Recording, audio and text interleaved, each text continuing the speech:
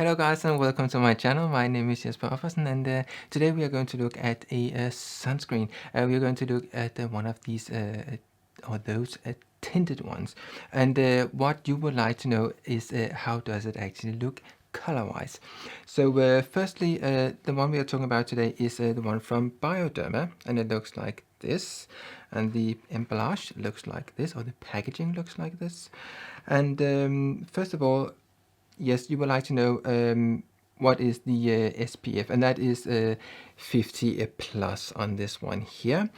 And it says that it has the UVA in a circle, and actually this was difficult to see it. I couldn't really find it on the tube itself, but when I looked at the packaging, I could see that down here it says that it has the UVA in a circle.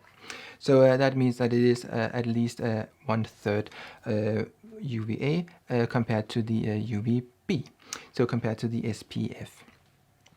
Now, one other thing is that normally I like to use, well, that's not quite true, because the one I use does not have any star ratings on it. That is the one from La Roche-Posay, the untinted version.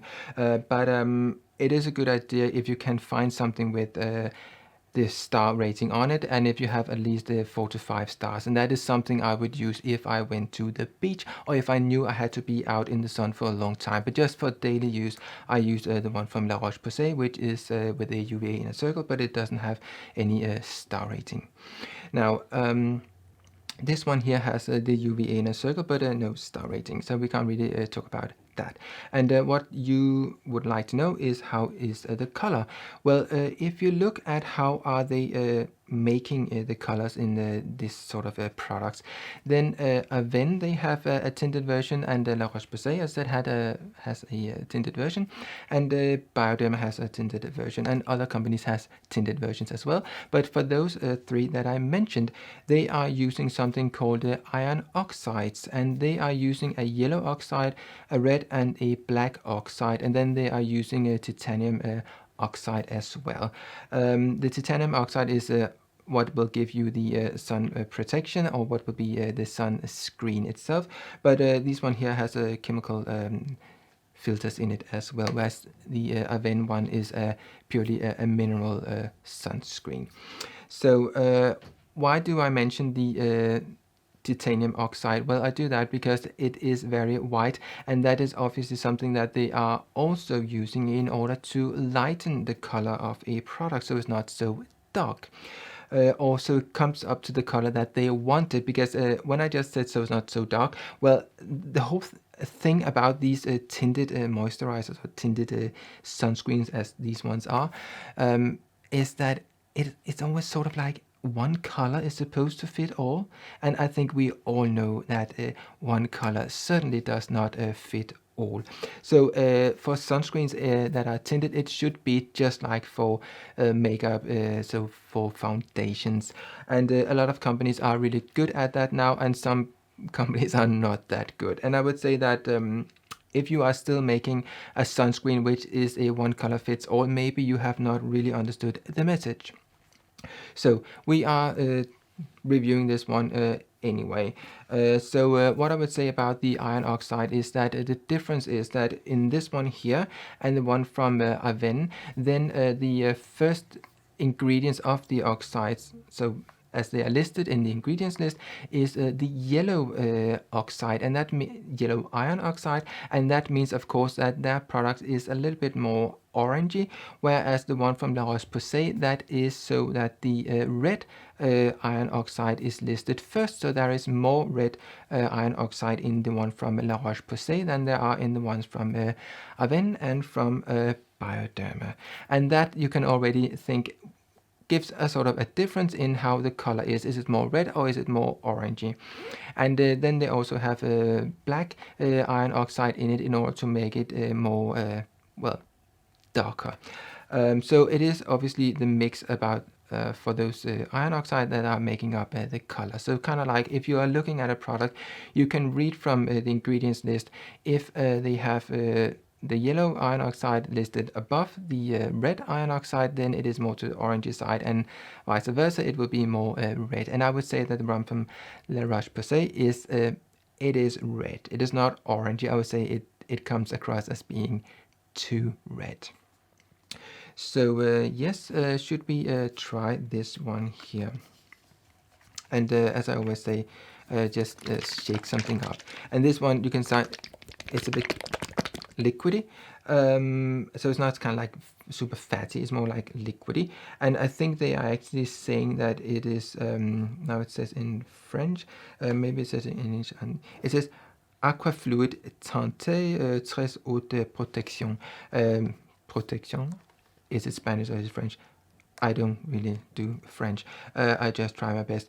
But a tinted aqua fluid, very high protection. That's the English version for you there. So cellular bioprotection. I mean, what you would like to know is the color. So let's have a look. So you can just see it is kind of like really liquidy. So kind of like drips out of this one here, and it really looks like, well, something. It looks like a makeup cream, very liquid makeup cream. And maybe if you can see the color compared to my skin. My skin is definitely not tanned at the moment because I am, well, basically staying indoors due to the situation that we are all in. So I don't have that much sun, and also means that I have actually not used sunscreen for a long time because I am basically indoors every day. So how does it look? It's very, very liquid. So it's very easy to distribute. So it has this sort of color. But what I would like to show is that a lot of people, they are using too little sunscreen. So this one here has the same weight as the one from La Roche-Posay, and when I use the one from La Roche-Posay, I know I need to use half a teaspoon of the teaspoons that I have. Your teaspoon might look different. It might be smaller, it might be bigger. So I just have measured, and you can see a video about that up there. I will link to that one, how to find out how much sunscreen to actually use. So that for me would be kind of like half of these teaspoons here. So now you can maybe already see that if I maybe can tilt it, it is very liquid. If I try and tilt it a little bit, you can maybe see how it looks, how much it is. And that is for my entire face. And when I put it into my hand, I have to remember that a lot of the cream will stick in my hand. So basically, it is better just to dip my finger in and then go along and then do it like that. Now I'm only doing one side, so I only have to use half of the amount, but you can already see it gives kind of a big splash. So this will just go on here, and you can see that it will definitely change the color of my face. So you see it on this side where it's on, and this side I don't have anything on. Today I only have some setting powder on. I don't have any foundation on or something like that. So it is just the setting powder and a little bit of a highlighter. Not to look too dull on camera. So this is kind of like how it will look. And yes, I can smear it out and smear it out and smear it out and continue to smear it out. And a lot of it will be taken up by my hands, but that was not the point. The point was that I need to leave it on the skin because it is there for a certain purpose, and that is in order to protect me from the sun. So as you can see, this is rather a lot of stuff to put on, and I just put it on my forehead. So it is, I mean, one thing to say is that it is very easy to distribute. It's really easy to distribute. It's very liquidy and so on. I don't really want where to put this stuff. I put it there, so I don't want to have it all over the place. Yeah, how do I think the color is when I see it directly and not through the camera, where I know that the color will be a little bit different. But I would say it definitely is not as orangey, or it's not as red as the La Roche-Posay one. So and it's not as when I spoke about the Aven mineral one, I compared it to a chocolate ice cream that I had as a child, and which was kind of like a grayish undertone into the brown, where I would definitely not say that this is like that. So I would say this is maybe color wise, if you can maybe still see it, this is kind of like something in between the one from Aven and the one from La Roche-Posay. But yeah, I mean, the other thing to remember about these things here is that they will actually act a little bit like a foundation. And when you're putting foundation on, you will use a setting spray or you will use a setting powder afterwards. And I would say that that is exactly the same that you need to do when using something like this, because what happens is that I had it on my face for several hours the other day, and what very quickly happened was that it started to run into the crease lines, around lines you get around the nose when you're moving your face. So it very quickly went in there, and I mean, on camera it would have looked nice, but in reality, when people looked up close, they would be able to see that it all seeped into all the lines in one's face, all the mimicky lines that you get. Did it annoy my eyes? Well, not to begin with. It took a little while. I would say it took maybe a couple of hours.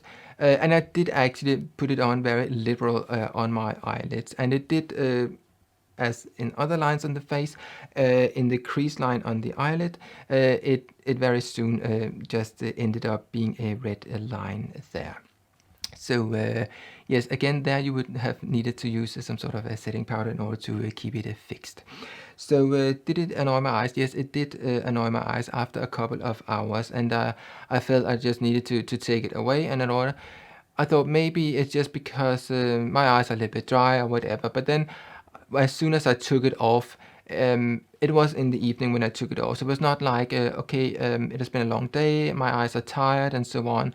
Because as soon as I took it off, and I don't normally have it like that when I don't have a sunscreen on. So immediately I took it off, and I didn't have that annoying feeling any longer. So clearly it was the sunscreen that annoyed my eyes.